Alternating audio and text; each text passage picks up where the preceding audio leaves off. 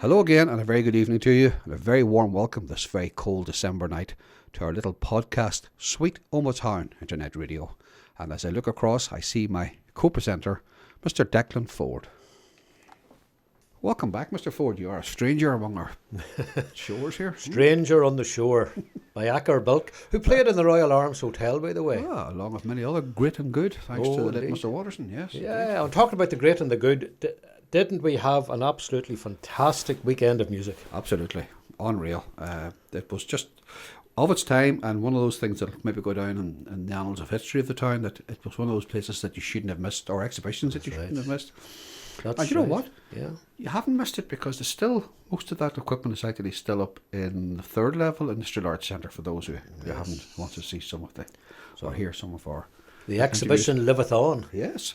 We love to And fight quite for that. rightly too. And an exhibition that could be built upon. Well, let's hope. Yeah. Because that Showband era is certainly unique. And as our good friend Father Brian Darcy said, that he said Omagh could almost be Ireland's Nashville. It certainly could. I think we're well ahead of the posse at this stage. I think it'll be difficult for any other sort of rural town to catch up with the fact we have the St. Eugene's band, the history of that as well with us. But the programmes were excellent, and our thanks to Gerda, Paddy and Tom and Frank Galligan, who interviewed Brian Darcy for us as well. Strange, Declan, sitting back watching other people using your studio. Do you know what it was like? Do you ever watch Antiques Roadshow? Yes. And you know where people stand about with shopping bags looking but not taking part? And just wondering what's going on and trying to hear. That was you and I, you know. Oh, just eavesdropping. Nothing about. We were learning. We learned from the great and good. That's Absolutely, absolutely. But I thought the concerts were excellent. The traditional and folk concert that Tom Sweeney emceed, and then also the Showband concert. It just, it actually it showcased the best of Omagh. Yes. And it was Yes. brilliant, brilliant. Well, I suppose like anything, it's a prophet in their own town, as I say. It's difficult, and I think people in Omagh are. First of all, I think we're too agreeable in this town. We let people come into town who seem to know better than us about our town, and I think maybe we are afraid to say this was the town that it was or is. That's it. Oh, well, now you and I will fly the flag. Absolutely. Absolutely, fly the flag, for and particularly for that whole music scene, that really we've tapped into from, you almost might say, the 1940s right up to the present day, And we have listened to the show bands, and we have some traditional music, but there's other sounds I think that we're going to highlight. We're not done yet. Oh no. On tonight's programme, Declan, I'm going to interview or play an interview you and I did earlier on this year with Damien Given. A man too clever by three quarters. Absolutely. An absolutely fascinating character. Yeah, and when he actually talks, and I hope this is in the interview, but he talks about the degrees he has been awarded. Very self-effacing guy. Doesn't show what he knows and what he could teach other people, and was a very good teacher. So also one of the very first guys in Omagh ever to have a professional recording studio. That's right. Ah, yes, I remember it. I will not have a spoiler, but he tells an absolutely fascinating story about that during severe bad weather. And just typical any guy. 1980s. Like ourselves, he probably spent every shilling he had trying to get the equipment right, and things. It's well worth listening to. It's very, very funny, and it brings back a time that, thankfully, I took photographs of the boats in Campsie. Did you? Do you remember that time? Very well, I do. Yeah. I had a Citroen 2CV, and as you well know, the Citroen 2CV is raised quite high off the ground, so I was able to quite happily drive along as other people sailed along. Oh well. Well, for some. It was the only time I was ever proud of that 2CV. Oh, well, sure. That's right. Did it have a heated rear windscreen? It did? No, it did not. No. A heated rear windscreen? My car had a heated rear windscreen. Oh, no. Mine had two spark plugs, I believe. And, believe it or not, as part of the roadside assistance in the boot, there was a wedge of wood to put against the tyre if you were stopped on a hill. Good grief. I loved it. First car I ever had was a Volkswagen Beetle, but in those days the Beetles didn't have a 12-volt battery, it had a 6-volt battery. Oh. Now, if you didn't have cat's eyes on the road, good luck. And your 8-track tape, no No, doubt, no such blaring out. Charlie Pride. Charlie Pride. I think that was the only 8-track tape I ever saw anybody with in their car, you know. Yeah, probably so. Don't You know, know, six. God, they were brutal, weren't they? Oh, tough. Anyway, we're back to tough times. Last time you and I got together doing these things, it was in the middle of COVID.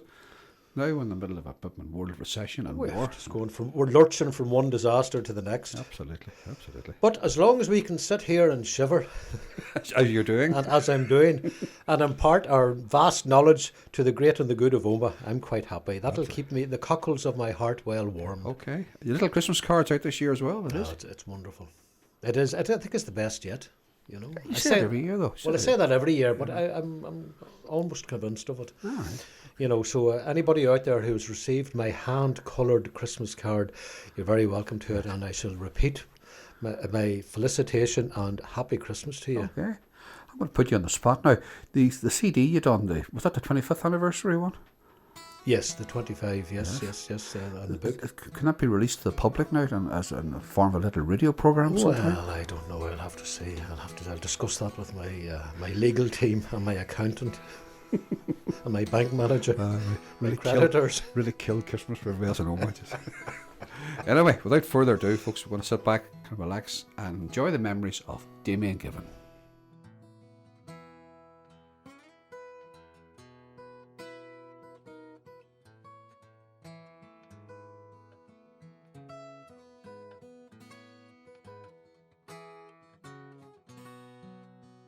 I grew up in a very musical family. My father played trombone. His brother played trombone. My cousin, my father's would have been my cousin. My father's nephew played piano and trombone as well, and they used to meet up regularly and they would rehearse wee bits and St Bridget's Terrace and Gallows Hill and you know, I'd be sitting listening to all this stuff, and I was only 8, 9, 10 years of age, but I was really into the music scene, you know, and Radio Luxembourg at night would have been, you know, a must. 208, get it tuned in, you know, everybody away, ear up against the speaker and listening to it. But What tunes did they play? Were they the hits of the day, or had they? No.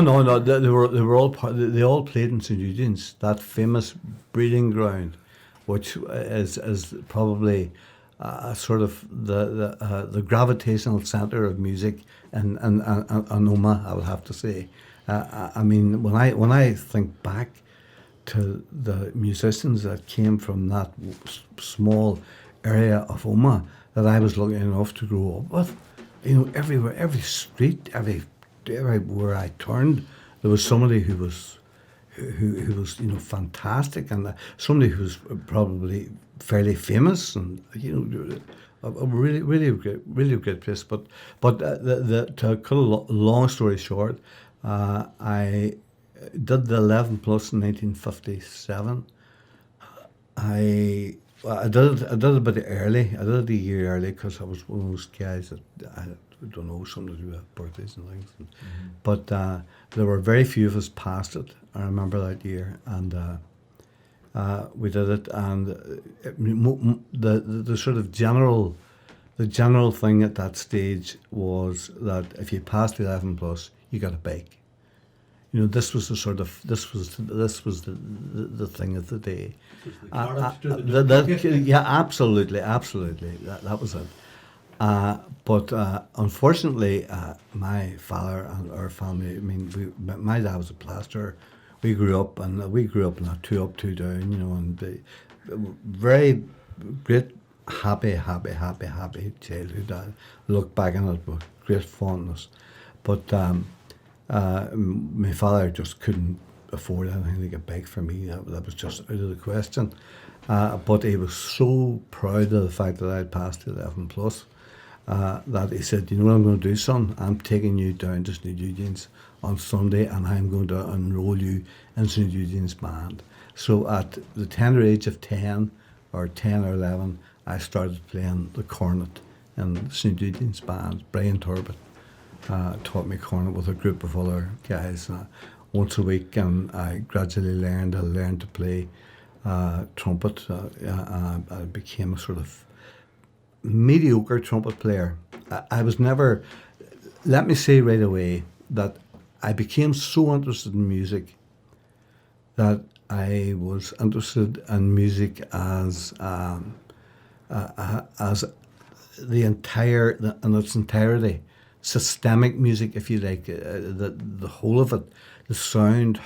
Why does that work with that? Why does that sound nice with that? Why do those strings sound good there and they don't sound good down there? I want to know why that instrument sounds better there than that instrument. Why is it that way? So I started fiddling about. So I started playing a bit of trombone myself. Then I started playing a bit of euphonium. Then I started fiddling a bit with a clarinet. Because my father by this time had changed to clarinet himself because he'd lost his teeth and he couldn't play the trombone anymore. But rather, he didn't give up the band. He just got himself an E-flat clarinet and started playing the E-flat clarinet. And before you know it, I was playing the clarinet as well. Not well, but I thought I'll have a go at that as well. Then the next thing, guitars were the big thing. Then I was going to school one day and I remember Sam McConnell had a chip shop in Kevin Road. And I was coming home from school one day and I heard this sound coming out of it.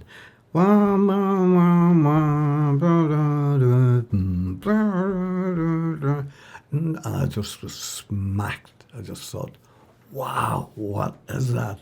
Last night I said these words, and that was just I was gone. I was just gone, completely gone. Was it a jukebox or was it? It was a rock Ola jukebox fastened to the wall, big speaker blasting out the place and the place hopping, great.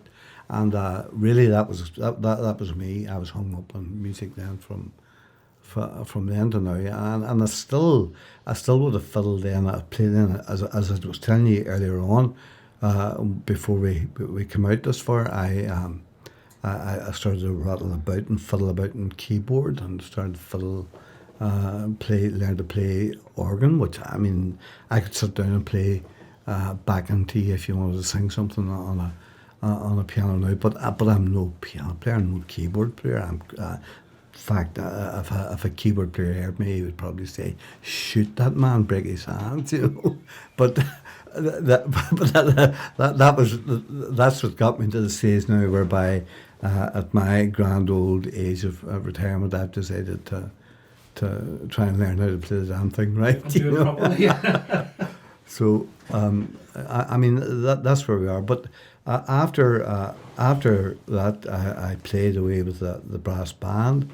I formed a wee group with myself and Jared Lynch and Frank Chisholm and Paddy Phillips. Paddy Phillips would have been a big influence on me throughout my life.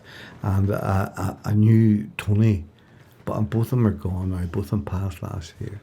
And Tony was drumming from he was 9-10 years of age. I remember him when I was playing with a band or a group at that time, and we called ourselves the Powermen.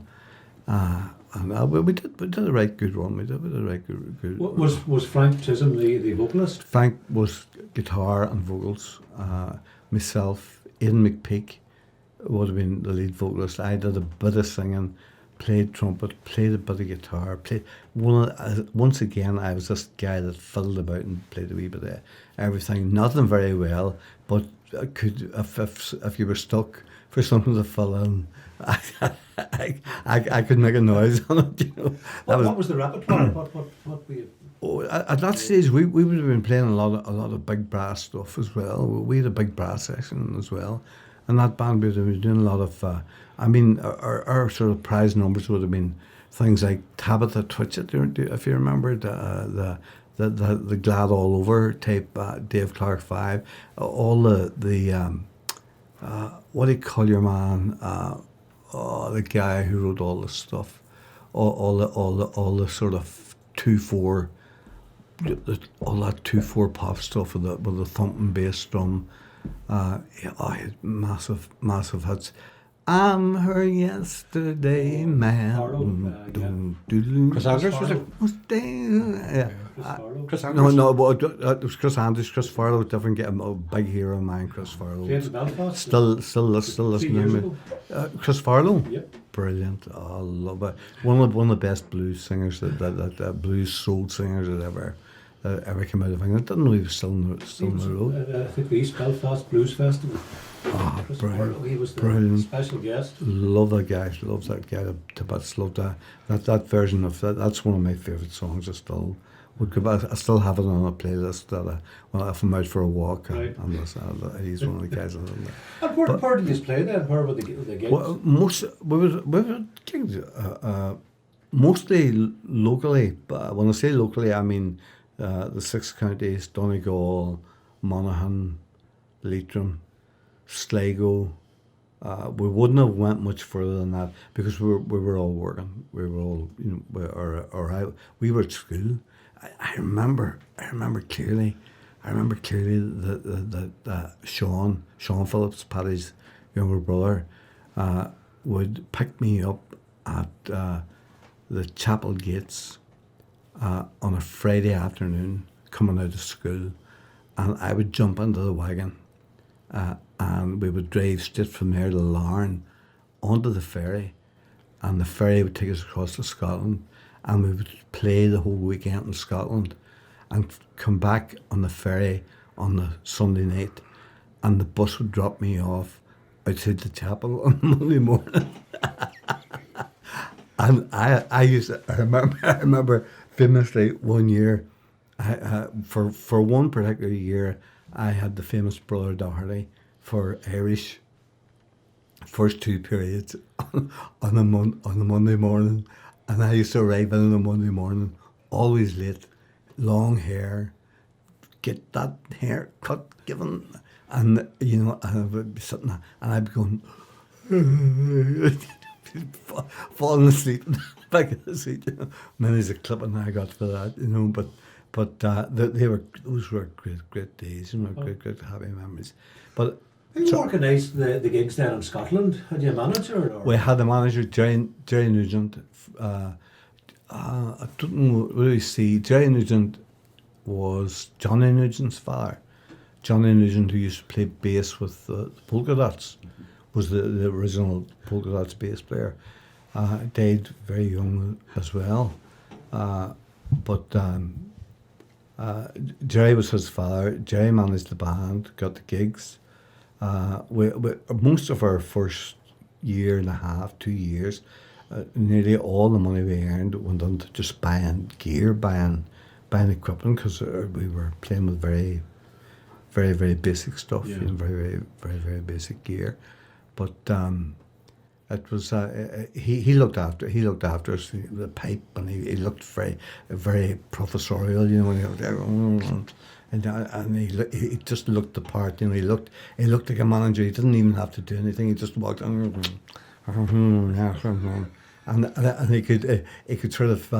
You could sort of smell him, and the warhorse tobacco coming, and you'd know, right, Jerry's on his way, so things will be okay here. We'll get good dough here tonight, So we did a lot of gigs for Jerry, and I was playing right up until I did my A levels, and my father was called. The headmaster of the Christian Brothers sent for my father and said because he was told he'll have to stop this old rock and roll, and my father says, well, the club and music. He says, well, my father was. My father was a star, he really understood everything, and he told me everything about it, and he said, I remember him saying to me that Brother Nannery was at this stage, and Nannery had said to him, my father had said to Nannery in passing. He said, look, brother, I know his brains, but he has to play. He says, but you don't know his brains. I know his brains, he says.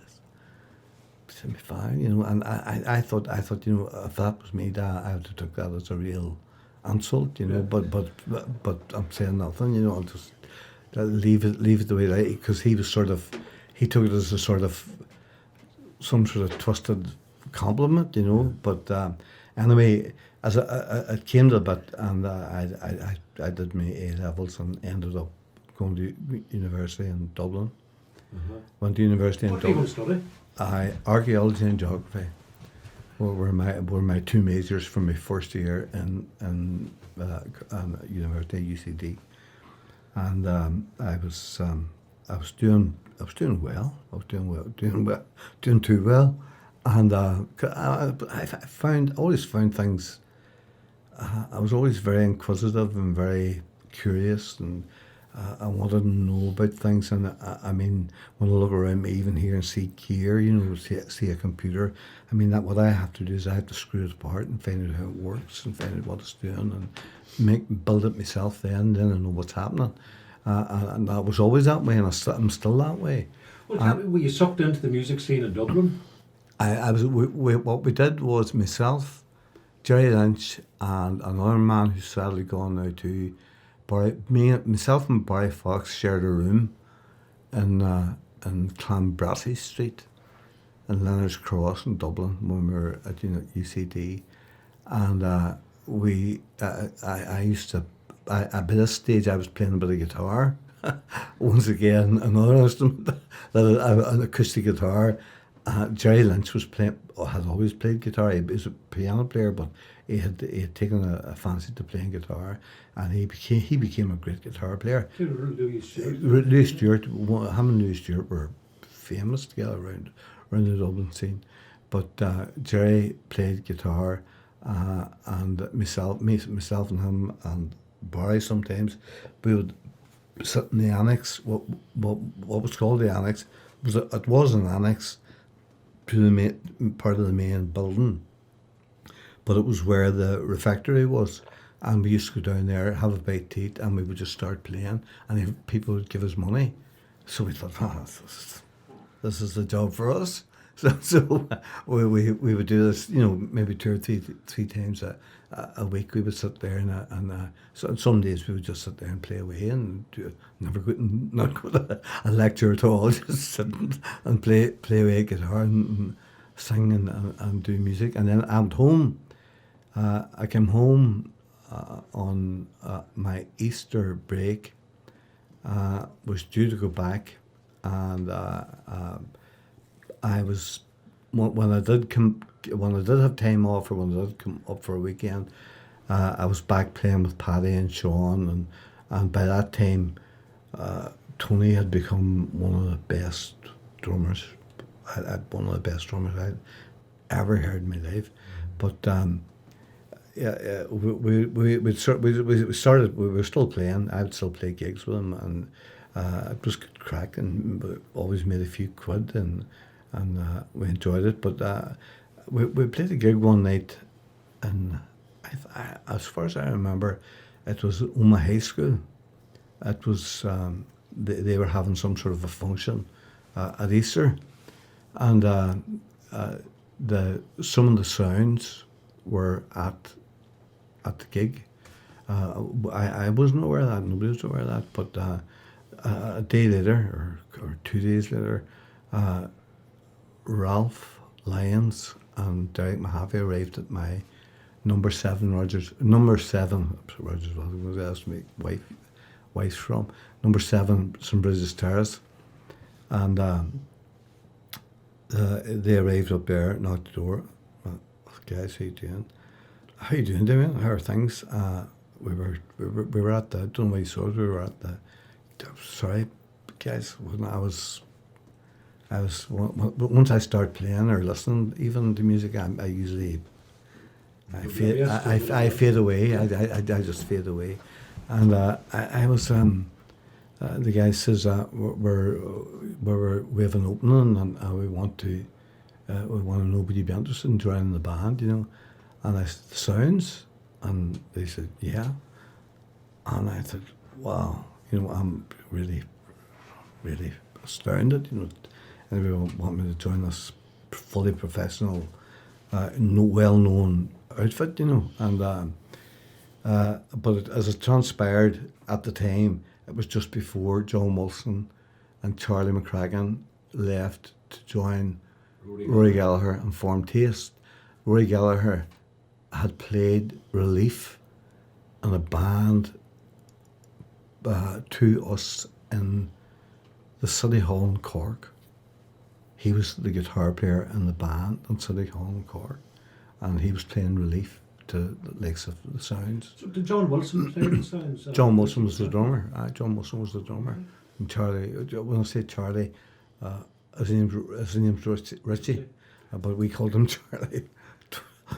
Long story, but Charlie was Charlie became the bass player, and so did an opening, and they wanted another brass player, and they wanted me in. I ended up, and they said I said, guys, I'm not too sure. My father very proud of me. I'm going to uni and all the rest of it, and Plaster's son from Gallishill, and blah blah blah. And I said, not too sure. And they said, well, we'll come back the day after tomorrow, and they came back. I remember it was a Thursday, and the reason I remember it's a Thursday is because when they came back, they said, are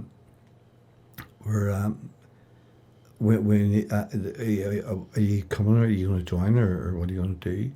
And I says, well, I don't know, because I've done a couple of exams and a couple more to do, and then the year's done, and I'm not too sure. My father, and one thing or another, and Ralph just came out, and Ralph just said straight, well, Damien, we're off to Canada on Saturday, and we need an answer, I said, what? He says, we're going to Toronto on Saturday morning. So I says, right, I'm your man. I'm your man. That was it. I was sold. That was You it. sold your soul. That was it. That was it. So that was invitation for anybody. So I headed off and joined the band, and spent some mighty happy years playing the Sounds for a long time. Really enjoyed it. Mm-hmm. And then I ended up. I left to form American Pie with Ronnie Griffiths, myself and Ronnie Griffiths and a few guys, and because the Sounds wanted to move to Dublin at the time. I wasn't keen on that, so and Ronnie had asked me, about forming this more poppy. Was Bill Hayden in American Pie at that stage? No. Bobby Moore, was it? Bobby Moore, myself, and Bobby Moore, Terry Duffy, Martin Campbell. Were you all based in Showbands, was it? We were based in Monaghan, but there was two or three of them from Strabane. There was myself and Bobby from Omagh, and there was Ronnie from Monaghan, and Martin was from Donegal, but then he moved to Monaghan. But we were fairly successful as well, But by that time I had started writing, I had started composing, and I'd started recording, and I'd taken a big interest in recording, and taping, and production, record production. Had you set up a studio at that stage, or No. a home studio? This was just I was working with anybody that did any recording for us. I was in there and buried in the knobs as well, watching what was going on. Mm-hmm. And the first record we recorded was the Sounds recorded was called "The Power of Love," which was one of those big ones that I'm telling you about, with the sort of four to the floor thumping beat, and it was written by Ray.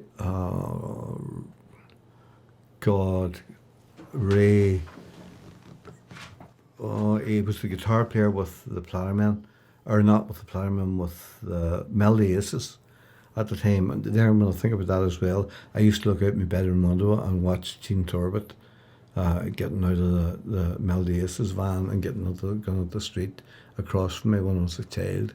And I mean, that was the sort of company I grew up with.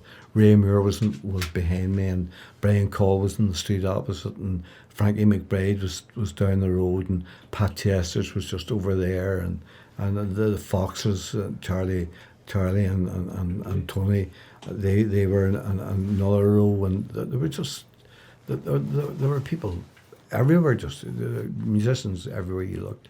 But we released Power of Love, and the guy that produced that was called Peter Lee Sterling, and he produced the first couple of records for us, and I watched him, and he was one of those guys that was very he was a sort of a mentor, tutory type.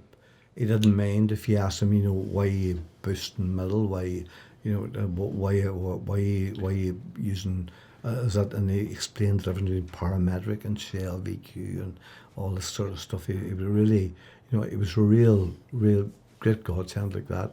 And I got really involved, really wrapped up in it, and I had started composing, probably badly, you know, the teen angsty stuff, you know, that usual crap that you think at the time is wonderful, but Ray Doherty.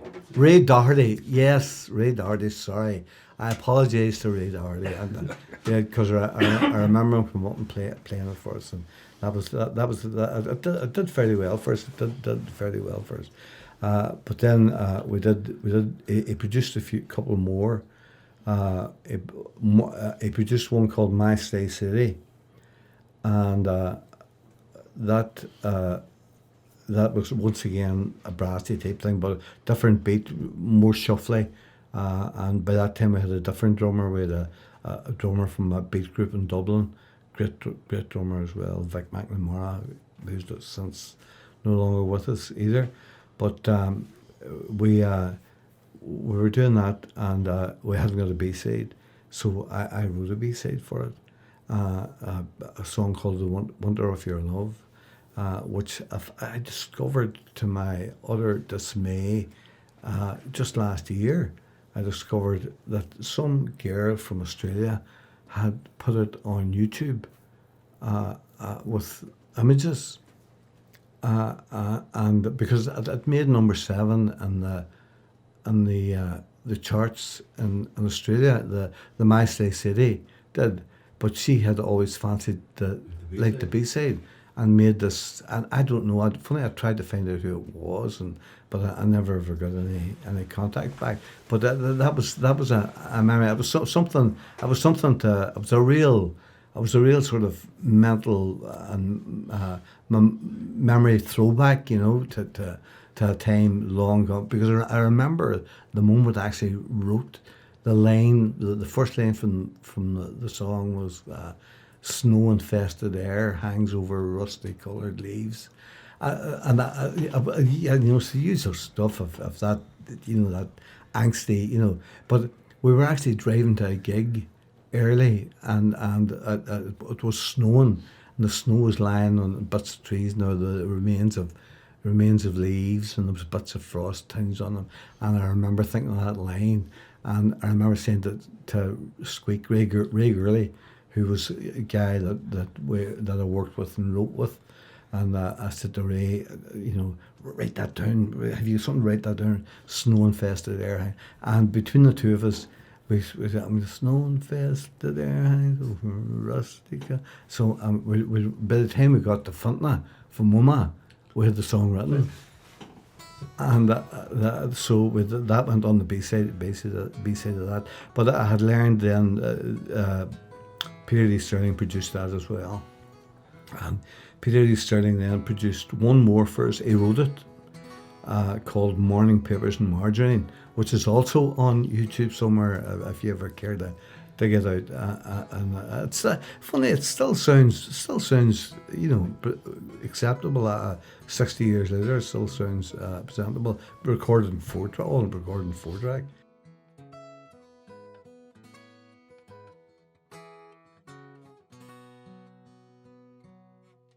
Sargent Pepper blew me away. Sergeant Pepper not only blew me away, I think it blew half the world away, half the musical world away. It blew. I remember. I remember reading an account whereby, by some strange coincidence, around about the same time, you'll remember that the Beach Boys had spent years working on Pet Sounds.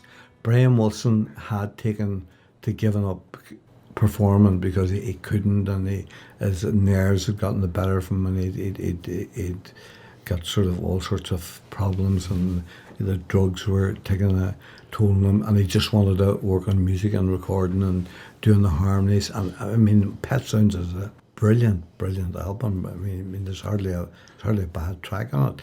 But Bruce Johnson, who was the bass player at the time, he was sent because the record company, who I believe were Capitol, I think they were with Capitol at the time. They were. I could be wrong about that. Somebody will correct me. But they didn't like it at all. They thought this was crazy stuff. This was crazy music, the good vibrations and all that carry on. And they thought that was cuckoo. But he was sent to by Capitol. I think Capitol were under EMA at the time. EMA were sort of the daddy, and then there were 4 or 5 labels underneath them. But you'll often hear the Monkees song, "The 4 kings of EMI are sitting stately on the throne." That's what they're talking about. The 4 kings of EMI are sitting stately on the throne. They're talking about these guys in charge of each of the labels, But they sent Bruce Johnson. They tell him, "Look, tell you what to do. Go to England. Maybe they'll listen to this sort of stuff. But this is not going to work in America." And they sent Bruce Johnson over with the acetates, the acetate copies at the time, the masters, yeah. And he went to England and was in England with the roadie or the manager, one of the managers of the group at the time, and they ended up staying in the same hotel as McCartney and Lennon, where when they were doing Sgt. Pepper, and they were just rounding off, they were tidying up and doing overdubs and things, and when you look back at it and think that Sgt. Pepper was recording 8 tracks, and think what they're doing now with 188 tracks, it's just phenomenal. But the guy who was with Johnson said, Lennon and McCartney are in a room 2 or 3 floors up in the same hotel. There must have been the Dorchester or somewhere, and London, and Johnson said, "Wow, wouldn't mind meeting those guys." And he went, I'll try and set it up, and he went up and knocked the door and went in, and that. Great, brilliant, bring him up, mad keen to see him, because they never lost that sort of down to earth, Liverpudlian, they never lost their sort of background, and he brought up the acetate of Pet Sounds and wanted to know what they thought of it, and he played it for them, and they blew away. They were knocked out, God only knows what I'd be without you. And they were, they thought this is wonderful stuff, brilliant music, and Johnson says, you're working on something as well. And we're just finishing it off. Can you, have you got it? I'll play a bit of it now. And he played a bit of it, and he says, can I have a copy or a rough copy or anything at all? And apparently they gave him a rough copy. And he brought it back to Brian Wilson, and Wilson nearly freaked out. Wilson felt like giving up. He said, "We just can't touch that. We just can't." The launch was thwarted. We just it threw it out there, and even though when it did become when it was released, it became a number one hit as well, because it's a brilliant record. But Sargent Pepper really did change music for keeps. There were so many things that were done that were different on it. The slowing up of voices, the fact that, Strawberry Fields, which wasn't on Sargent Pepper but was meant to be on Sargent Pepper, but they had the company wanted a single out. They had there are 3 different takes. You wouldn't notice it. If you're a musician, you'll notice this. There are 3 different takes of the song, and on the final recording, it's not just one. It's not just one track. There are 3 different tracks, and 2 of them are in a different key than the middle bit. And because of that, in order to make them match up, they had to detune. In other words, slow up the tape, and slowing up the tape. If you listen to Lennon's voice, "Let me take you down," because it sounds a wee bit, and it's because the tape's been slowed up to make it fit in, and that's what gives it that sort of ethereal effect, and then it blends in, and it's not until the drum break that it goes to the next take. Although it's seamless, practically seamless to an ordinary ear, it's definitely seamless. But that sort of stuff was never attempted before. Yeah. When they did A Day in the Life, they played 9 pianos at the end. The ending of at the end, ding, 9 pianos, 2 people playing an E chord on 4 octaves on 9 different pianos in the big concert room in Abbey Road, and also a Melonium. A Melonium was playing as well to give the note even more sustain. And as the note was dying out, the Jeff Emmerich was pushing up the faders to keep the volume going, to make the note last as long and as long as possible. Nobody was ever doing anything like that before. It was just, in a way, wasn't George Martin turning music almost into a movie or a play? It was suddenly all these different elements put in.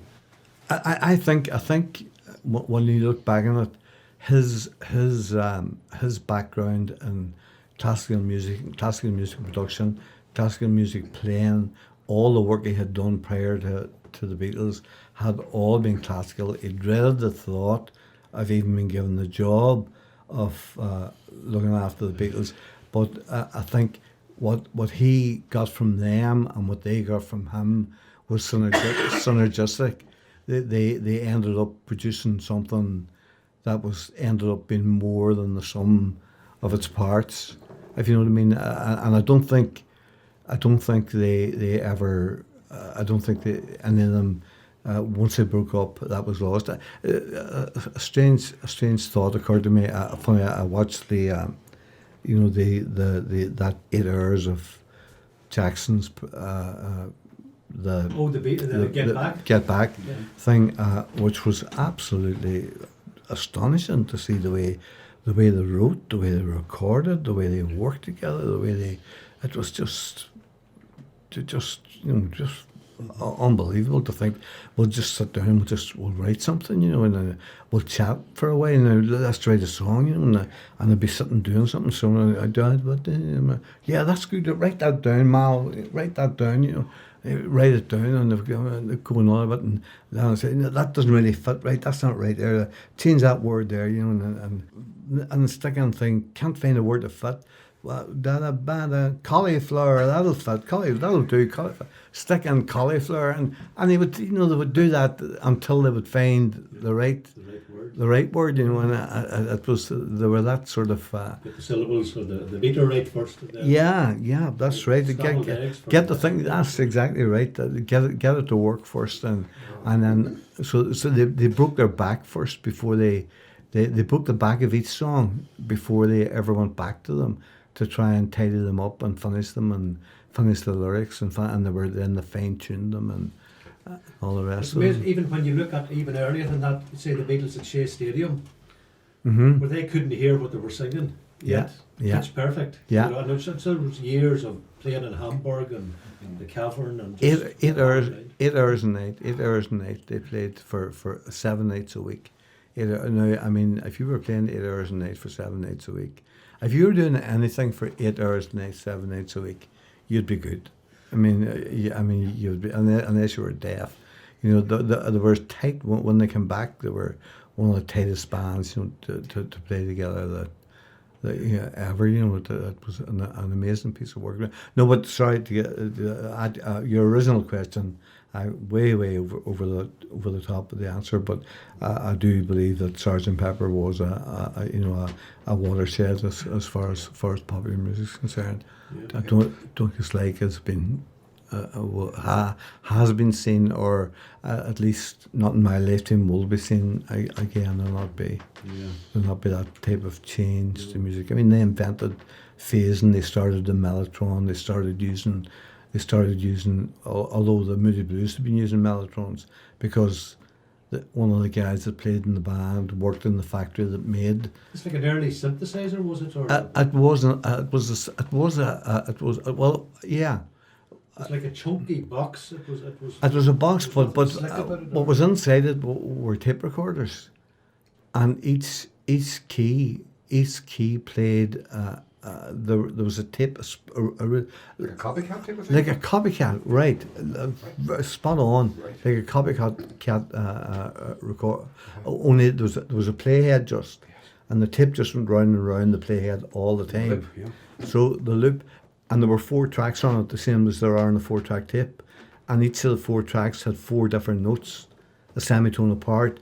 So if it was a violin, they would have four notes on it. Mm-hmm. So when they switched to violins, the violin section of tapes would come forward, and then when you played the keyboard, you played whatever note you played. Those tapes came forward onto the playhead, and those notes played on it. And Mike Pinder, you called the guy of the Moody Blues, who the guy who played the flute, I believe as well. But he also worked in the factory that made mellotrons, but the Beatles made use of them as well, and they were the first to use a Moog on a recording as well. And of course, then the McPeaks in Belfast, they maintained that John Lennon was interested in the alien pipes. Mad keen on alien pipes. Anything at all that sounded slightly out of the ordinary at all, anything at all that had a quirkiness about it, and there was a funny. I read an article the other day about them, not that I intend to go into it, but there was a short remark on it about the whoever was writing the article. It was in the Guardian. Happened to say that. It's quite clear that both in the lyrical content, the poetic content, and the harmonic structures of a lot of the Beatles songs, you can hear the Irish cultural background of the two of them coming through on the music. Mm-hmm. Now, I don't know personally where that is. I don't know, but I know of that fact. That he did take an interest in the Allen pipes. Yeah, of course, McCartney's people are Monaghan. That's right. Yeah, they were from Monaghan. Yeah, that's right. Absolutely. But that didn't really affect, say, the music scene here in Ireland, did it? I'm trying to think of somebody that, but like, you know the song Days of Pearly Spencer. Ah, brilliant song. You know, But didn't get the credit. No. Didn't get the credit for which it was due. And I mean, the likes of Colin Wilkinson. I mean, although he went on to do well and did brilliant, I saw him once. And would you believe it, of all places, Marshalls and St. Mills. That's where I saw him. Yeah. I couldn't believe it. I remember him standing up with a guitar, with an acoustic guitar, and singing. And the band played Waltzing Matilda, and I swear you could have heard a stone drop in the place, and it was stuffed. And I would have brought a tear to your eye. The man was there was so much emotion in the man's voice. he go in then to musical theatre. He went and did Les. He was the first Les Mis Jean-Paul Jean. He was the first Jean-Paul Jean, the very, very, very first. And brilliant. I love a beautiful tenor, just slight. Maybe people would argue about that. It maybe slightly below tenor, but beautiful tenor voice, like beautiful and power in it. You know, he could do what singers call belt. He could belt with a tenor voice. You know, there's a lot of tenors who can't belt. You know, which means you give it the full what's called a mixed voice, a voice that mixes your chest voice and your head voice together, and you can blast them out at the same rate, but keep control of them. You know, there's people who can do it and they roar, they squeal, they make noises, but they're not singing. But there are people who can do it and sing, and they call it belting. You know, and he could do that even then. I remember seeing Spud in Marshalls. There were three Right. managed by Louis Walsh in the 70s, and Friggin' hell. Toe Jam. What? Toe Jam? Funny, we tried to recruit Jerry Anderson, believe it or believe it not. We tried to recruit Jerry Anderson to play bass for us. And this was in the Powermen. Myself and Paddy Phillips and Sean went in to see them. He was playing in the Squealing Pig in Muff Ballroom. And we were looking for a bass player. And he was a really, really He played with Frank McBride, didn't he? He played with Frank McBride for a while, that's right. Great. He played with some other band as well. Chessman, But did he not play with Chisholm for a while too? Could have now. I don't remember that, but you could be right. Although I think that may have been a short. Yeah, that may have been a short. I know he definitely played with Frankie McBride and all that. But he did. But he a great character, and he was always very. He was always very studious, you know. He was a bit like myself. He'd have buried his head in a book, you know. He'd have been happy reading Heidegger or something, you know. And in fact, he's very quiet behind the scenes. Absolutely. I knew him personally. That persona on the stage or the microphone was a different Jerry Anderson when he walked out the studio. Completely the opposite. Just two, like two different people. Like that. I remember him. I don't know. I think. I think I was reading Schopenhauer. I pure interest. The mad things you do. You know, you just never lose when you develop these interests. You don't lose them. And I was reading Schopenhauer and the bus, and he saw the book, and he wanted to be. He said, "You're reading Schopenhauer." I'm reading Heidegger, Being and Nothingness, and you're reading, you know, the world as will and representation. You know, and we got into a conversation about that. But I remember, I must say, I remember very, very many years later when I had long since departed the music scene due to the lengthening of teeth and amongst other things. Decay. The realization that hey kid, you're not a young fellow anymore. I decided, you know, I'm going to have to get a job. I set up the studio. The studio was flooded. 1987 washed me, just completely wiped me out. Campsie just wiped me out just completely. And I got a job in Omagh Technical College, as it was then. Maybe it was Omagh College. And within a year, I started right away. I thought, right, this is me. This is where I want to be. And so I thought, I'm finishing my degree. So I went and finished my degree. And believe it not, that was 1988. 1988. Yeah, 1988. And I have been studying ever since. I never stopped. I did 5 or 6 degrees and a master's and a few postgraduate diplomas. Across the board, I same this exact same thing applied to me with study as applied to me with music. I could never find the one thing that interested me above all else. I wanted to know a wee bit about everything, you know. So I would hop from one thing to another. The one thing that sort of I remained sort of fairly tied to would have to be philosophy.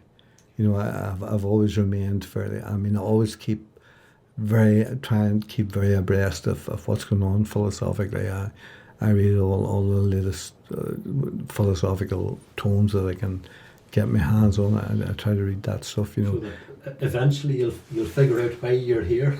No. The answer to that question is never to be answered. Yes. I mean, you have to accept that. I mean, that's one thing philosophy will teach you. You just accept it. There ain't any answer to that question, guys. And that's it. Just sit down and forget about it. You're here, and be content. Eat your eggs and bacon, and drink your mug of tea, and be happy about it and enjoy it, you know. Well, what about archaeology? Did you pursue that at all? I loved I loved the archaeology, and I did dig into both proverbially and literally. I enjoyed that immensely for a year, and I would have actually fancied that a lot. I was offered a sandwich course in the middle of my year at UCD. I went to about, I would say, definitely no more than a half of the lectures. The other half of the lectures I just skipped. And I was making a bit of music and reading a lot of stuff. And I got an offer of work with some company that was doing town planning. Town planning was an occupation. It still is, obviously. But this was in Montreal.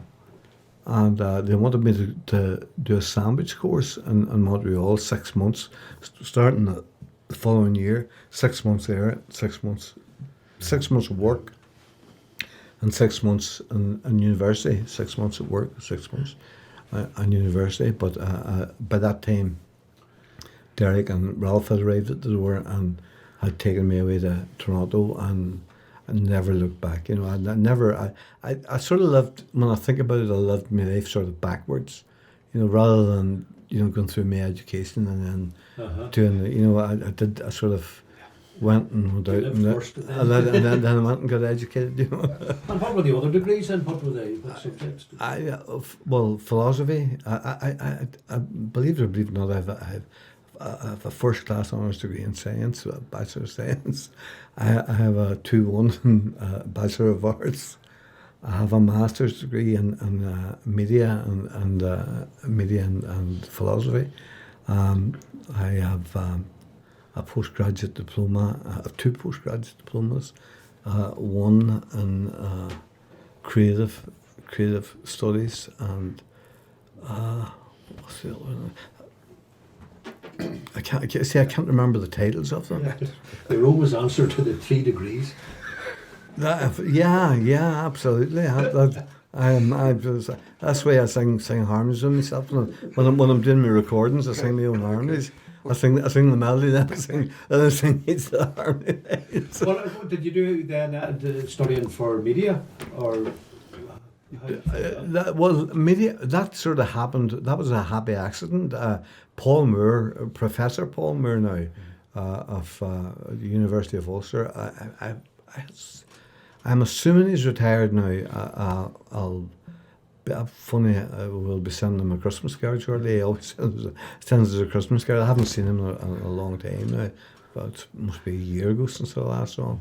But he was another great mentor of mine. He pushed me. He really encouraged me and gave me a shove along academically.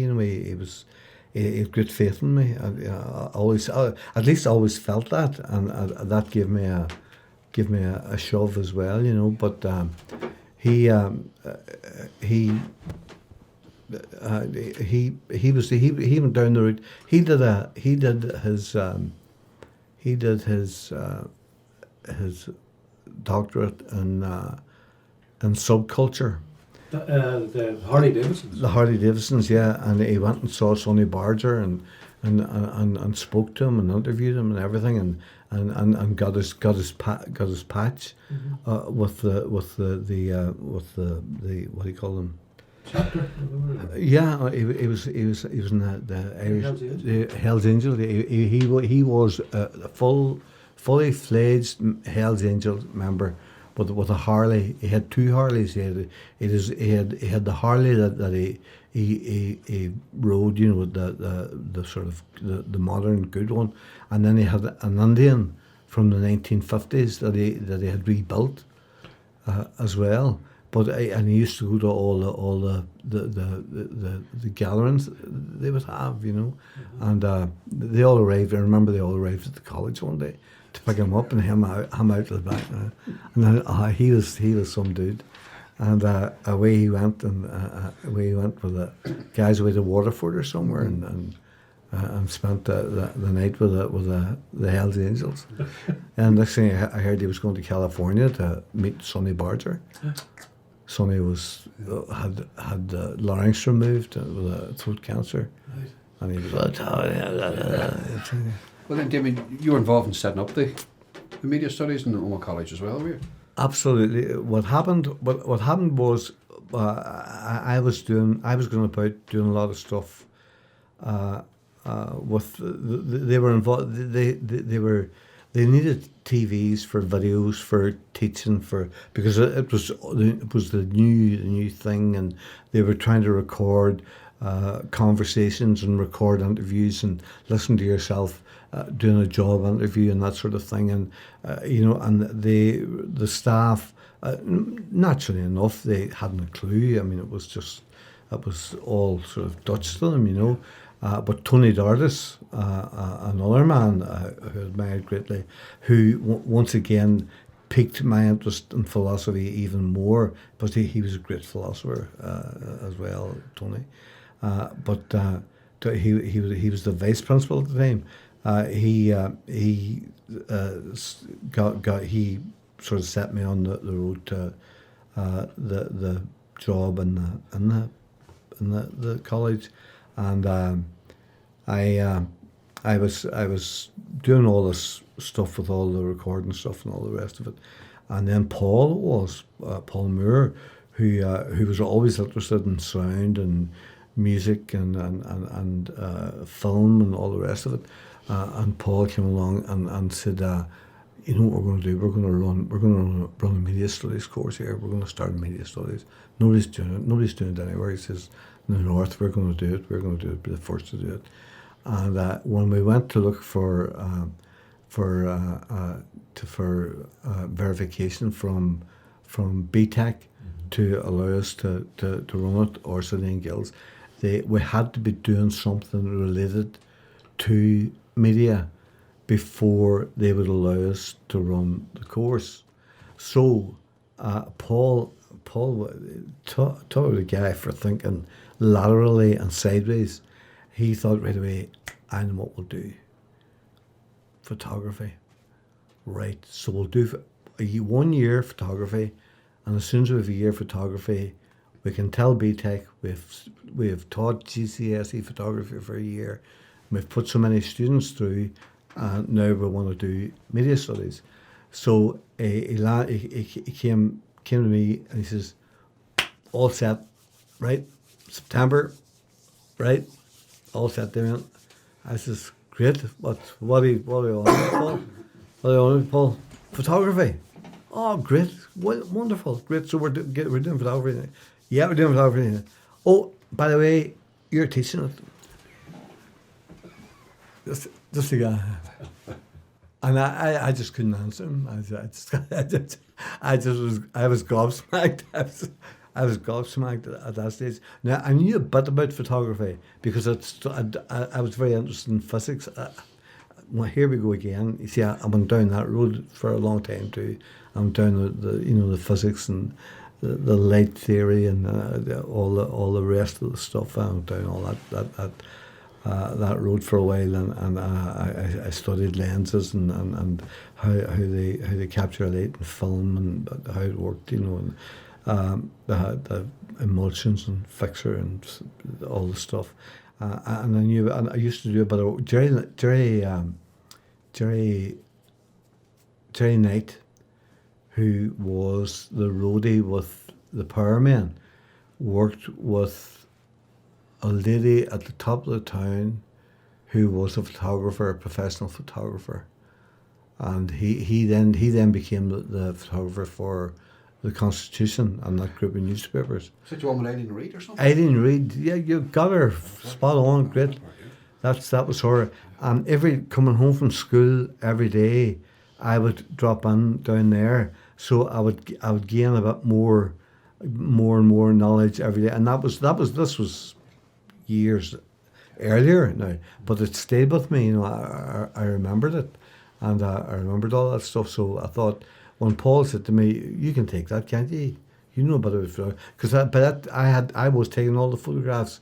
If there was a class or a group going away somewhere, I would get the college camera and take all the shots, and they would all go to the paper and all the rest of it. And so he just assumed, right, you'll take the photography. So then I sort of put my hand, crossed my fingers, and everything, just no problem, no worries. So that summer I had every photography book that you could possibly know the man, and crashed course and stayed 1 or 2 lessons ahead of all the pupils, and taught myself the ins and outs of photography from every angle, and taught photography very successfully. I have to say, for 4, 5, 6, 7 years. Of course, that was all pre-digital. It was all pre-digital, right up. And one of my early students, believe it or believe it not, who was just naturally a gifted photographer in his own right, was Pat Chesters. Pat was always really interested in photography and a great eye for photography. And Pat arrived and had enrolled in the class, and I saw the name. When I saw the name on the register, I thought, Pat, I wonder who that is. And here walked Pat. I'm Ned as we called him. Ned. What are you doing here? And I'm doing a bit of photography, City and Guilds photography. Great. Pat went through every single level of it with me, right up to he got his fellowship with the Royal College of Photography in London, in photography. And then by that stage, I had become a full-time lecturer. I was promoted. I had become the head of school. I was looking after a group of 5, 6, 7 lecturers and doing timetables and trying to teach, and I just couldn't do I had no time to do the evening classes anymore. Needed somebody to take the photography because it was still really, really popular. And I said, Pat, you're the man. You've got it. You've all the qualifications. You've everything you need. And Pat took over, and Pat took the photography then for for years and years. So isn't that funny how life turns and those circles? You know that. And you think, say, Ray's son, Tony, what a photographer he is. The amazing stuff that man produces. Amazing. What I mean, patience to do what he does. And what he's doing, he's doing 90% of what he's doing, as well as having the eye to see what he sees, he's doing what he does digitally. And you know, to be able to have that level of control over every line and every sort of shade of every colour and every layer that he's using on the images, they're fantastic. Some of them are startling. It's quite unique, you know. He's got a thing all of his own. Yeah, he's discovered, I think, his niche, you know. Yeah, he's got a thing that nobody else has. Nobody else has. Yeah. It's just a wonderful talent, Yeah. But then, well, I mean, the sort of that gifted artistry that Ray had and still has.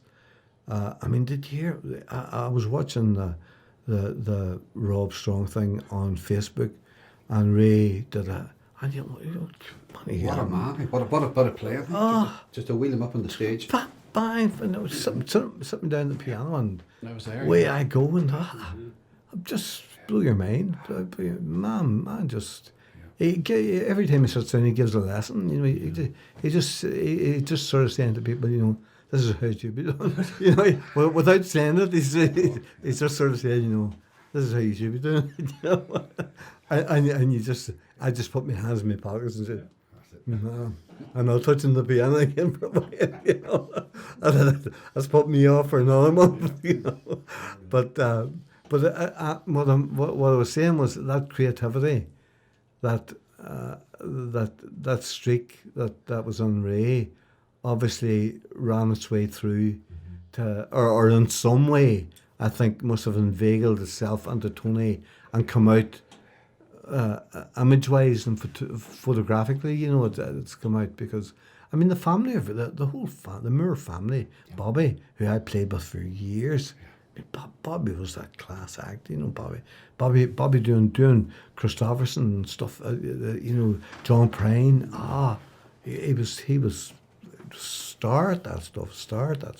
And then the family, when it came to traditional stuff, I mean, when you listen to and that tape or that digital recording that I got a Ray, where he plays a bit of Carlin's concerto. It's just magic, and he blends it in with bits of songs from some of the musicals, and then he blends that in with some jazz, some just pure utter Oscar Peterson style jazz, and it just all just goes.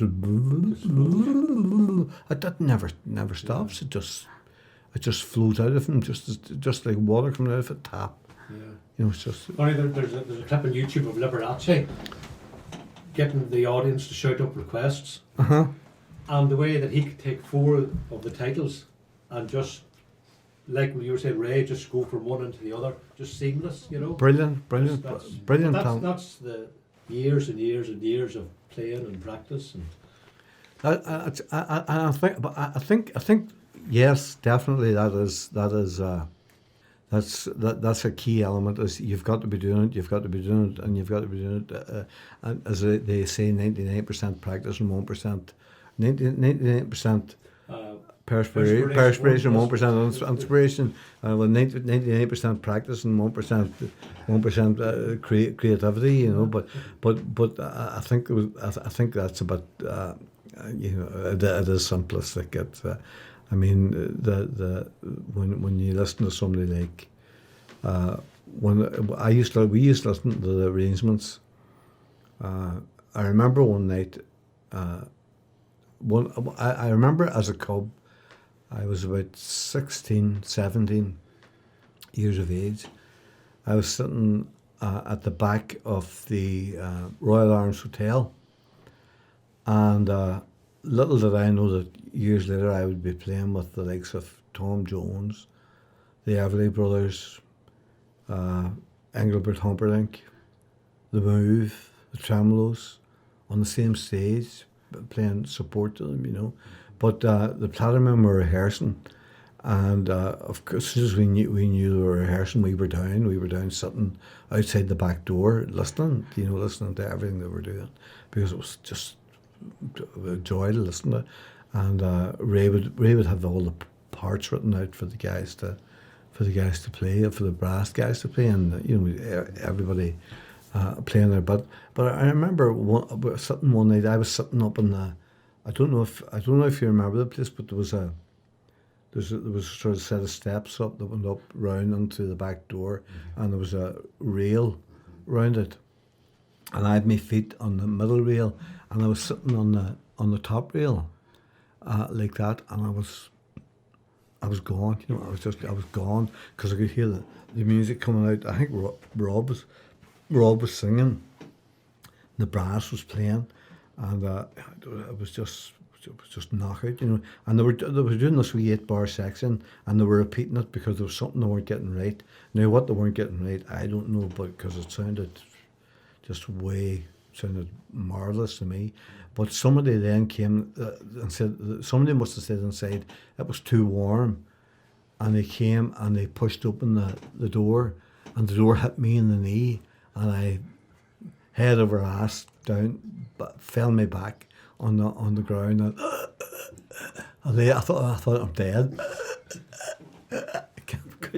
Couldn't breathe. I was lying there like a dead fish for about 5 minutes before I got my breath back. But I was just wondered, you know, but it's funny, the tiny wee things like that stick in your memory, you know, that clearly remember so well. I remember we lived and brought up in Uri in the early 60s, and there was a guy called Ricky McVeigh playing bass for the Hilton. I remember. And if we saw Ricky McVeigh, that was, you know, we had seen a superstar, you know, to us, you know, in the early 60s. To see this young fella, it was like watching the Messiah, you know. Now that you mentioned that name, Ricky McVeigh, I remember the guy I was telling you about was called the Keymaster, or the key. He was called Rob McVeigh. Oh yeah. He'd get anything out of a couple of keyboards. You know, you give him a couple of keyboards, and if you wanted, he was great. He was a great man for manipulating sound. With Ray, it's give him a few keyboards, and he'd get music out of it. You know, he'd get music out of it no matter what. Where were they? I mean, I've seen his name then down with, you know, local studios playing. Where were the studios in the north? Well, you had Antrim, wasn't there? There was Randallstown. There was Randallstown.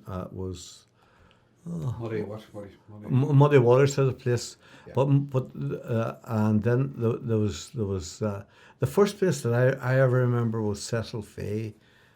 Cecil Fay had a wee place where he recorded Here Comes the Night and Gloria. Funny, we recorded there as well when I was with the Powermen. I remember I'd love to get my hands on that tape again. But we recorded up there as well. Cecil was a bass player, and he used to play a big double bass as well as an electric bass. But he played in the support band in the what do you call the ballroom, and I can't remember now. One of the big ballrooms in Belfast, right smack in the middle of Belfast. But anyway, Cell had the place. The Randallstown would have been Homestead. No, was it Homestead? Homestead. That was Homestead. Yeah. Then there was Dean Stewart opened the studio in Dungannon. Then Big Tom opened the place in Castleblaney. But the very first place would have been Eamon Andrews. In Dublin, yeah. In Dublin, and that's where we recorded, and that was in Henry Street. Yeah. In Dublin, that was upstairs, up about 3 flights in Dublin, and it was 4-track. It was a 4-track, the same as the Ampeg for. Like a studio or something, was it, or were using there? It was a studio. They used a studio for master, but I thought they were using Could be. I thought they were using an Ampex 4-track. Could well have been. I don't remember. I know they had a studio already as well, but I thought they were using a studio for mastering, and I thought they had an Ampex for the 4-track, and the desk was with the roller, the curved roller. Funniest photographs of that. I photographed that somewhere, but You must be one of the first people to have a 24-track in Northway, or one of the very few people at the time. No. I would have been early, but the first 24-track would have been on Homestead would have had 24-track. George, what do you call him? George was the engineer up there. I forget the name of the guy who owned the place. He owned a record label as well in the north. And the Gene Stewart's place was 24-track. I forget what he called the studio. And then I was Big Tom was 24-track. And then I was 24-track. I was on 24-track and Omagh as well. That's right. That was the famous desk that. Funny, it was a question on one of the radio shows the other day on U105. Johnny Hero with his quiz was being asked who recorded the number one that was called 19, and that was. I can't remember the guy's name. Was that Paul Hardcastle? It was Paul Hardcastle. You're spot on again, kid. You're spot on again, kid. Paul Hardcastle.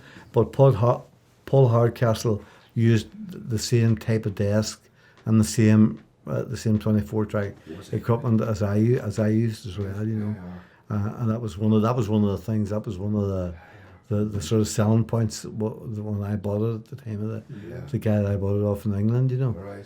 Okay. Drove over in a van and picked it up.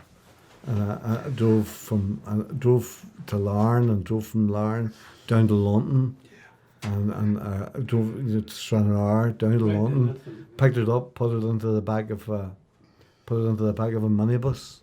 Drove the whole way back across again. To see it float down the street. And then to watch it float in the street, the water up to there, and just all the gear and all the outboard gear. I mean, it wasn't. I know the stuff. It was all up at about desk height, Sure, of course. All the effects, everything. All the effects racks and all the gates and all the compressors and everything. They were all just. And you had no chance of getting insurance there at all. There was not a. You would get insurance, but it was 12. I think I remember I asked for a quote for insurance, and the quote had been 12,000 quid. I know. And that was 12,000 quid. That was back in the 80s. That was the insurance to insure everything. You obviously don't suffer from depression, do you? Whatever you do. But and listen, I tell you, I had stopped smoking the year before. I smoked about 40 to 60 cigarettes a day for 20 years, and I overnight I just stopped smoking. I just stopped, and I didn't. I just one night I just decided I'm not smoking anymore, and I just didn't smoke again after it. And in the middle of that, I had gone off the cigarettes about 9 months, 8 or 9 months. When I had to go down to the studio on a boat,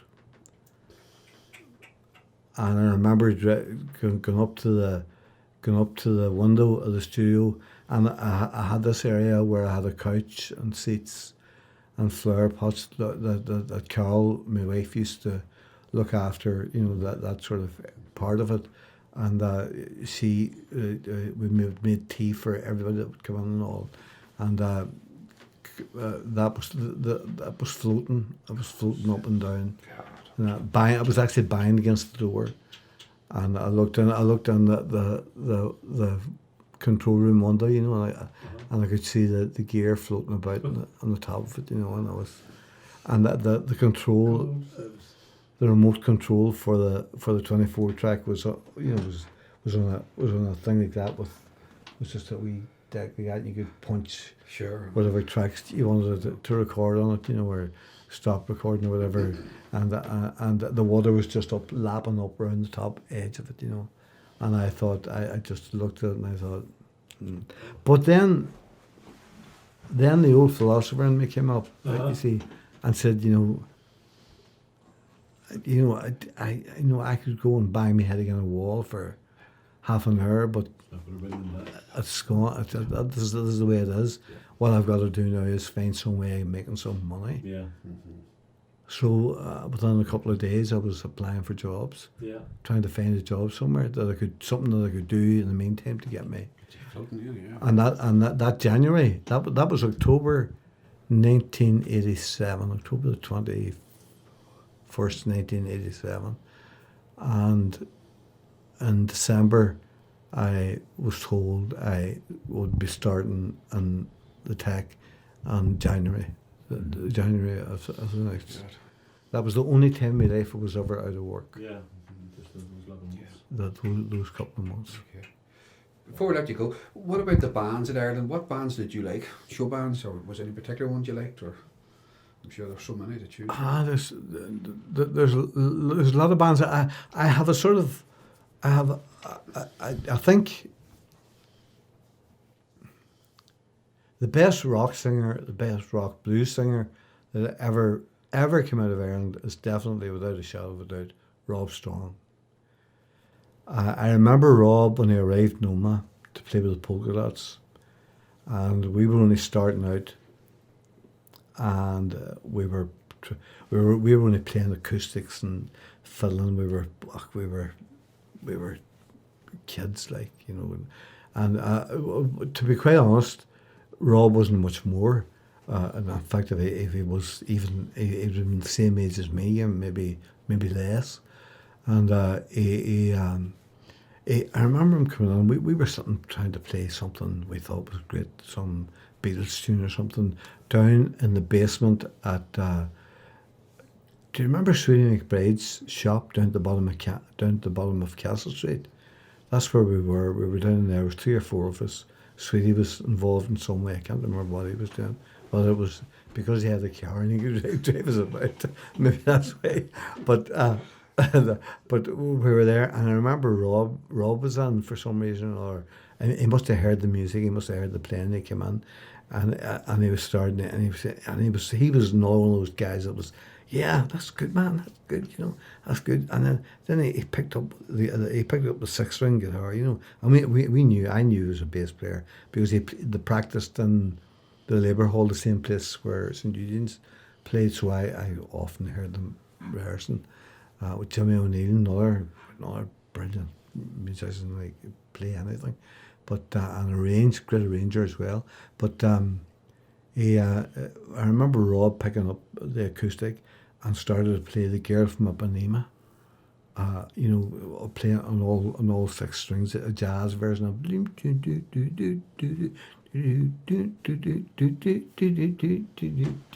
it was another one of those times where you thought, I'm going home, I'm going to leave, This is the bass player. And this is what the bass player's doing with the acoustic, And but he would have been an idol, as far as that sort of vocal is concerned. Then I think one of the best sort of crooner voices that I've ever heard in Ireland would have been Frankie McBride.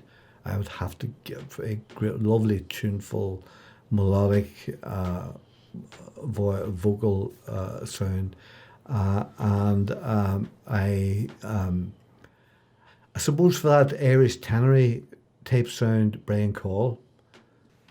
Once again, another Gallas Hill man that had that great talent, but not my favorite style of music, but he had it in spades. He could do it like nobody else could do it. But I always believed that the best singer the best show band era singer, if that's what we're talking about here, for me would have been Dickie Rock.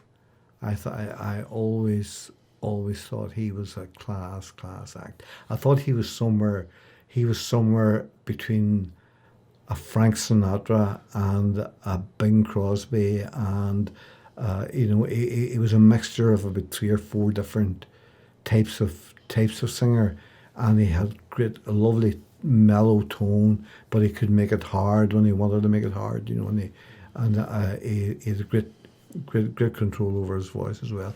I see he's just retired now. He's give up. He's 83 now or something, and I think he said he just can't cope with it anymore, But fair play to him for even hanging out that long, Yeah. But I would say that those are. I'm probably leaving somebody out that I should. Don't worry. But it's very hard. Yeah, It's a hard question to put an answer to, Yeah. But you were talking about say the breath control. Uh-huh. You listen to Frank Sinatra do an Old Man River, Uh-huh. and that note that he hits, Oh. when's it ever going to stop? Oh, yeah. That's amazing. Oh, yeah. Control. I didn't know that is something. Well, funny. I mean, something that I would do. I got into maybe 25 years ago. Was a meditation, and it's something that I would do, fairly regularly, and I would get fairly lost in it, and that's funny. One of the things that it does teach you how to do, what sort of serendipitously. I feel like you don't realise it's happening, but it teaches you how to breathe. Mm-hmm. You learn how to breathe correctly, so that you can do things with your breath and control your body using only your breath in ways that you would never ever think. And can you then control your heartbeat? You can control practically every. I mean, I'm definitely, this is my swan song. When I was about 24, 25, I had 9 bleeding stomach ulcers, and that time back then in those days, it was the only cure was butchery. You rip them open and cut them out and stitch them up and then I ended up with about half a stomach and 2 exits out of it instead of 1, and so they left me with all this scar tissue inside my gut. Now, in fairness, since that, I nearly died a few times at that stage. I remember priests coming on and things and waving candles and all that, and me thinking, hey, you're out there at the wrong bed, and but I remember that very, very well. In fact, and Carol coming to see me and fainting and collapsing at the bedside, and me thinking, I could pick her up, But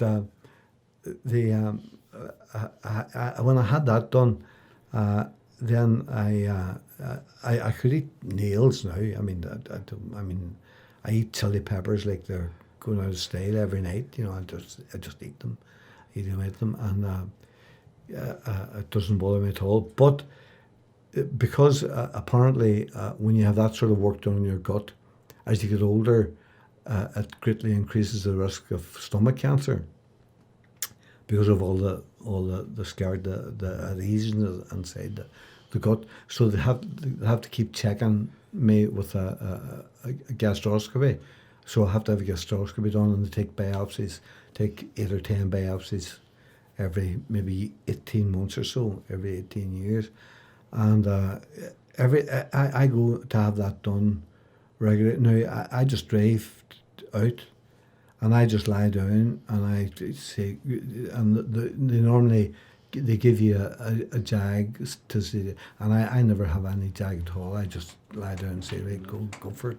Yeah. Let me see it and let me watch it, and I just watch them, and like I can feel the thing moving about inside my stomach, you know, and it doesn't, you know, Marvellous, doesn't bother me at all. That's you know, because that and it's just because meditation can you can just force your body just to not to be there at all, you know, just to, oh, that's interesting there, you know, there's your duodenum there, and there's your duodenum where they put the other exit of your stomach. Oh, that's interesting. And you think you're looking at somebody else's, you know, you don't think you're looking at your own, you know. It's a great way to take away fear, isn't it? Oh, yeah, that's absolutely like an out-of-body experience. Absolutely crazy. But that all comes from definitely from just being able to meditate, being able to just to sort of close your mind off and switch off. It's not at the start. It's not easy. It's not easy to shut your head off. You know, you get what's called monkey mind, where your mind, you know, your mind's off, thinking of this, thinking about that, thinking about that, you know, and you have to try and get that and sort of try and think of emptying your head, you know, just try and empty your head completely, and just you're doing nothing, only breathing, and all that ends up existing is the breathing. If that makes any. What happens then when you're in that state? If somebody asks you a question, can you answer it? Absolutely. There's no. You're not hypnotized. Or you're not. And you're not having to. There's none of that. No, it's just a state. You can. It's self-hypnosis, isn't it? Really. It's a form of it, I would say. You know, but I mean, even sitting here now talking, I can sort of, I can put my concentration fully, say, into my feet, and I can now be in my feet. If that makes any sense to you, you know, I can feel my presence in my feet and in my toes. That's where I am. And where's the rest of you? There's plenty, and there's plenty of that. But I mean, it is something that you develop over time, you know. But I recommend it. Was it any one person that sort of led you to that, or that you met somebody you thought, Jesus, how do you do that? No, I was reading a rereading Schopenhauer, because you don't read Schopenhauer and put it away and say, right, I've read Schopenhauer. You read it and then you sort of say, I better read that again. I better read that again. You know, and then you say, I better read it again. You know, so I'm reading, but I mean, basically the Schopenhauer is the first and the greatest probably of the what they call the pessimistic philosophers, the school, the philosophy of pessimism, which is not. It's everybody thinks it sounds, well, that's awful. That's awful to have philosophy of pessimism, but it's quite the opposite. Yeah. It means that what he means is that if you sort of recognise that, then you can sort of say, then this life is really a joy. You know. So recognise the fact that, and he always said that there were four things in life, that there was desire. That at every stage in your life, there's something that you want that you haven't got. And everybody is in this state. Everybody's always in this state. Yeah. There's something that you want. Yeah. You never get it done. And then eventually, sometimes you get it. Yes. And you have it for a while. I want a jag. I need tape jag.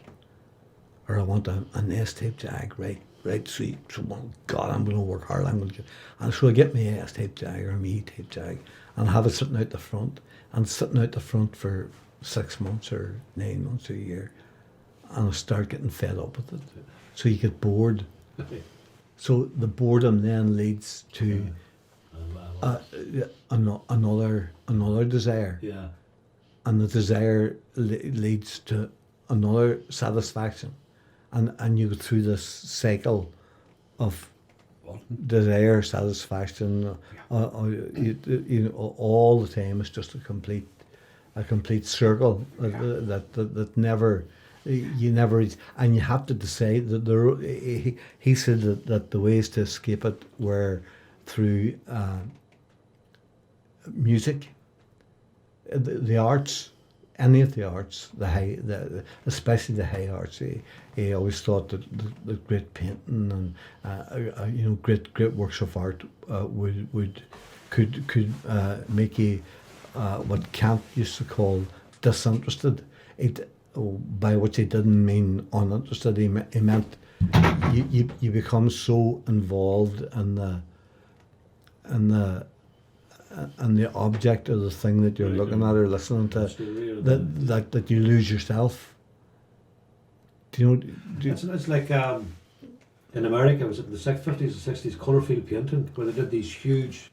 The massive thing. The whole thing was that just. Yeah, it engulfed you. And you saw nothing else. Yeah, it engulfed you. Yeah, that's right. Same sort of idea. You sort of get you're part of what it is.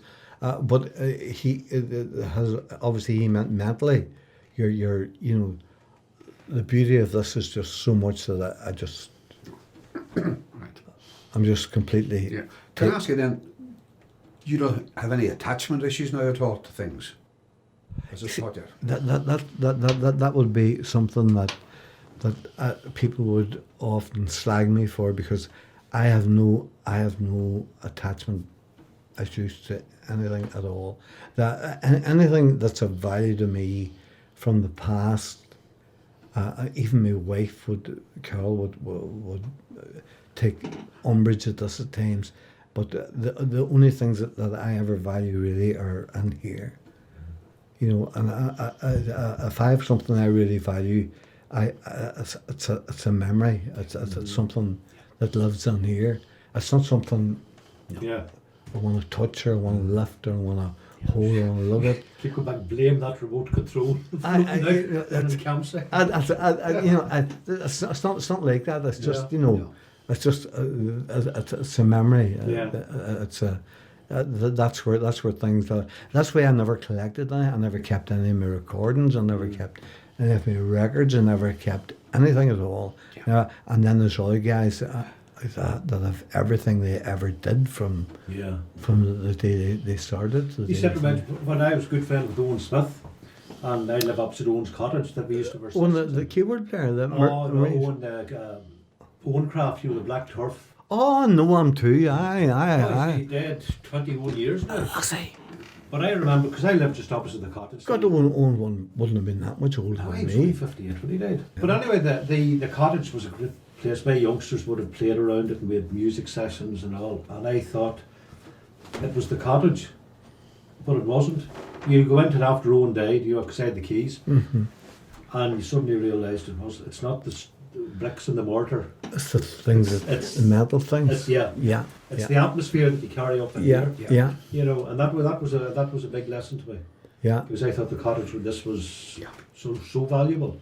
But that's funny, and it's very astute of you, I think, to even dawn to ask that question, as that notion of attachment, because I never feel that, People often ask me things about my father.